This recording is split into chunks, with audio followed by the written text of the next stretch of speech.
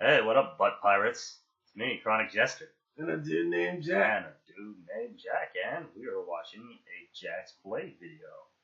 Check out his shit. It's gonna be in the link below. He does great vids. Especially anime. He compares them to real life workouts and shit.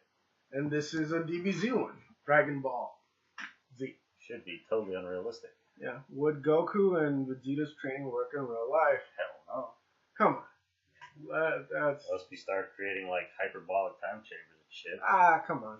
You know, and gravity chambers that crush your bones. We could at least hope. Bro, we're all Yamchas here. No. Okay? We can hope for Krillin. You know, we all want to believe we could turn that gravity shit to 300 and we survive. But no. But, hey, maybe. Have faith. It is finally time for the training episodes. Be sure to subscribe and follow me on these social media platforms. Also, shout out to the people who watched my Fat Self Talking to Buff Self video. That video took 3 years to make, and I'm glad I finally uploaded it. Yo, dudes and dudettes, your friendly neighborhood Jack's Plate here. Today is another episode of Would That Work Out, where I use my knowledge of personal training and love of fitness science to analyze whether a fictional character's routine would actually work in real life or completely just F you up. And like I said in the last video, I'm moving everything to the new house, so this is just empty room. But today's Would That Work Out, I'm covering the main reason I even worked out today. Son Goku from Dragon Ball Z, and my man Vegeta as well. Now, as many of you who've been with me since the beginning already know, this man right here is pretty much the main reason I work out. Like, he was the reason I decided to go from a chubby anime fanboy getting made fun of and beaten up every single day because I love nerdy stuff and I want to wear these shirts with these buff characters on them. And they would say, oh my god, you would never be like them. And they like, oh, they can fight, you can fight. And they slap me around and make me feel like just a punk bitch. And make me feel so helpless and insignificant. I would come home and I would see a character like Goku who was so strong. Oh my god. Right? But, that's actually 3 different Gokus. Funny shit. Goku, but, you're a fake natty. But, did that ever happen to you? Because, like, I'm an anime fanboy. I never got severely bullied. I do remember, like, getting kind of, like, dogged on for it. Like, hey, you like that faggot anime shit, huh? I never got that at all. Well, no, I had people that I liked that were into it, too. But, you know, there's always those kids in the class, oh, how do you like anime? What a loser. I don't know if I was ever bullied. I was never physically beaten up for it. Yeah. I did most of the ass kicking, not getting the ass kicked. Yeah. But, whatever. I'm just saying, like, I don't really have to name. Yeah. Never really severely bullied. So badass, but so kind and so humble and treat everyone who's strong with respect. But if you mess with his friends or family, it was your ass, all right? That completely just touched my heart. And it made me want to go, if I could train and become a strong, nice guy like him, that's why I started training so much. Like, he will always be my favorite character. Oh, I fucked with that. Shit, I remember this one day, I came home freaking crying. I was like covered in bruises from like the beating I just got, and I felt like such shit. And I just came home and just lied down and watched Toonami. And it was an episode where Goku's fighting Frieza, and Goku said this fucking line. I remember those days, besides the beat up, no offense to him. Yeah. I just remember those days, like, he just, fuck school, man. And you just come home and you look forward to, like, 5, 6, you know, Toonami comes on. Dragon Ball. And you're just waiting for DBZ. Had, like, you know, yeah, but Rurouni Kenshin, okay. Yeah, no, Sailor Moon. Sailor Moon, okay, Sailor Moon was out there. But then DBZ was like, don't fuck with me. Don't fuck with me. Dude, I had the remote. I guarded that bitch. Like, Mom, fucking Lifetime can wait. But my whole thing is this. Toonami was torture. You gotta admit that. Toonami was fucking torture. Because yeah, the rewinds. Oh my god. Like, you would get up to the latest episode and you'd be like, yeah. Then fucking 3 months later, then you get a new episode. Yeah, because it started all the way back from the previous saga. No, all the way back to the beginning. Well, beginning, yeah. Till, you know, Japan finally, you know, wanted to release it over here. Because I think I rewatched the whole Saiyan saga at least like 6 or 7 times. Minimum. Same. You know, fucking torture, bro. I don't understand why you call Saiyans by such mindless names. The only thing it does is reveal your own fear and ignorance. I guess name-calling is your only attack, because you're too weak to challenge me any other way. That line just lit a fire in me and made me just want to train to be the best I could be and go from being weak to being a stronger individual. And I have to say, like, that to me is why Dragon Ball Z will always be the god of motivation. Like, because it touched my heart. Like, it was there when I needed it, and it'll always be just the god of training motivation, no matter what. Goku will always be my training idol, no matter what. But I did specify Superman dubbed Goku because, like, they changed him around in the dub to make him more likable, apparently. I don't care if you're accurate to the manga or not. You'll always be my hero, Superman dubbed Goku. Now, I have to let y'all know that I have done a Wood Dragon Balls fitness training workout where I covered the Turtle Hermit training Goku and Krillin did when they were training under Master Roshi. So be sure to check that out. Also, I mentioned in that video because Science already did a video on the gravity training aspect of Goku and Vegeta's training from a scientific point of view for all those who are interested. Personally, I still think training under that high gravity will completely fuck up your internal organs, but it's still a great informative watch. Now, when you get down to it, Goku and Vegeta's training itself, excluding the high gravity, is actually kind of simple.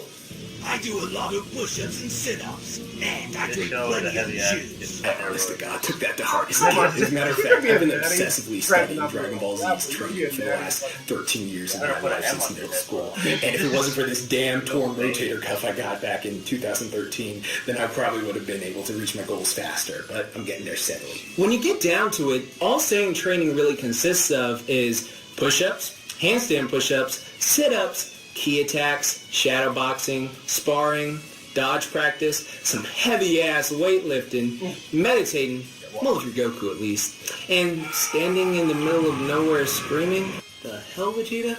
But one of the major reasons I've always loved these planet-bursting warriors is the goddamn muscles they got. Now, to me, they have, without a doubt, what I consider the perfect ideal physique, meaning they're big, but not too big, but definitely not small.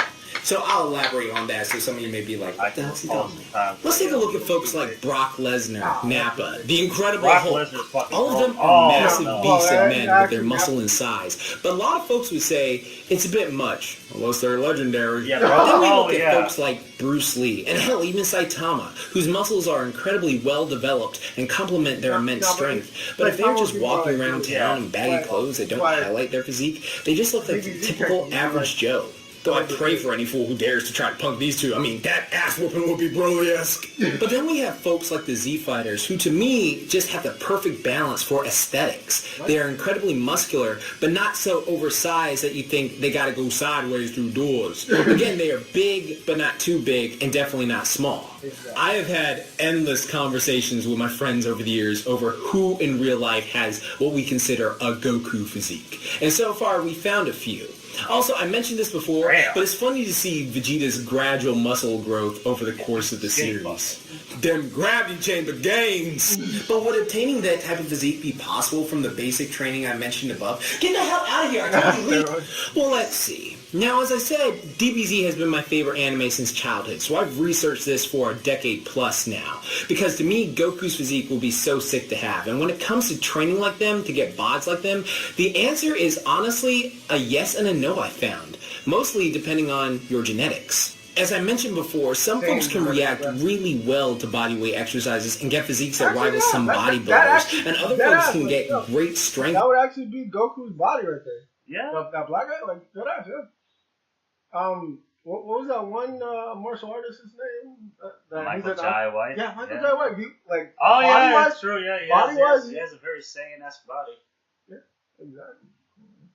The physique results, but not look that massive. Like I always say, everybody is different and reacts differently. And it's up to you to find out how your body personally reacts to it by testing these certain circumstances on your body. Just make sure you stay safe. Now, Goku and Veggie typically do tens of thousands of reps for their exercises, with additional weight either from weighted clothing or higher gravity levels. And like I said in the Rock Lee Mike Guide Would That Workout, when training with high reps with an exercise, you can very well put on strength and size, but the problem is as you become stronger and do more repetitions, noticeable gains in muscle mass and strength go down. So while you think you may be doing more reps and doing more sets, that's actually making you stronger. You're actually making the increases in strength and size smaller.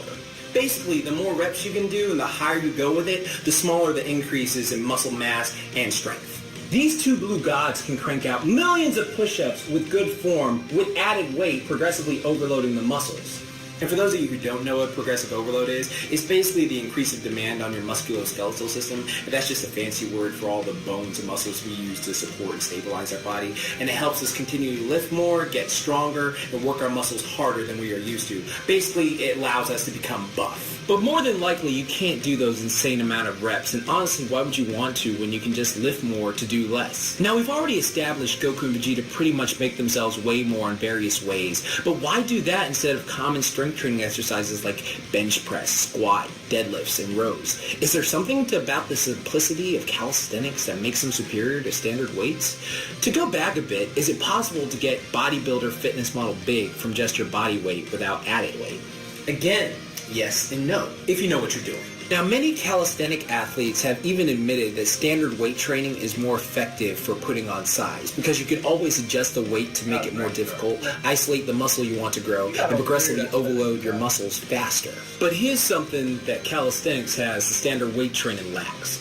With weights, you are moving an outside force, but with calisthenics, the extra weight becomes a part of you, and every part of your body needs to work in order to move it. So you strengthen the entire body as a unit with endurance, strength, tension, explosiveness, all is being worked in one motion.